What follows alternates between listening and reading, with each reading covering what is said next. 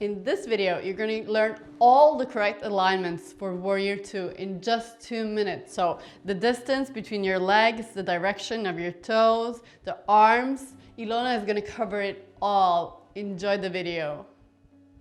So we'll cover Warrior 2 position. There's a few things you have to pay attention to in Warrior 2. So first thing is the distance between your front leg and your back leg. You want to have your front knee 90 degrees bent, and you want to have the outer edge of your back foot in contact with your mat. So basically, this would be the wrong option, pressing to the outer edge of my mat, so I have a grip here. Please just be careful with the direction of your toes, same direction as your knees. Once you have this, allow the hips to be open, shoulders to be open, arms away from you. Warrior position is about strength. And another thing you can add here is roll the shoulders up and allow the palms to be facing up. And you're gonna see that the eye of the elbow is looking up. Allow the eye of the elbow to stay up, but just from the wrist to have the palm facing down. And this way, I'm really engaged through my arms.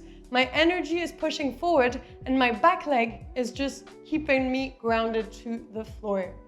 Option to stay here as long as you want. And when you want to come out, you can inhale your back hand up, find your high lunge position, and just maybe come out very gently by stepping forward to the front of your mat. Hey, I hope you enjoyed the video. Now, if you want to learn everything about over 80 different asanas, along with other content as well, we have created an amazing course called PlayPauseYoga. Click on the link below and get your free trial today. And if you haven't gotten it yet, this is the PlayPause B deck. This will help you create your own sequences and construct your own self-practice, letting you be more focused and deepen your own practice. So I will leave the link for this one also below, and I wish you a wonderful day.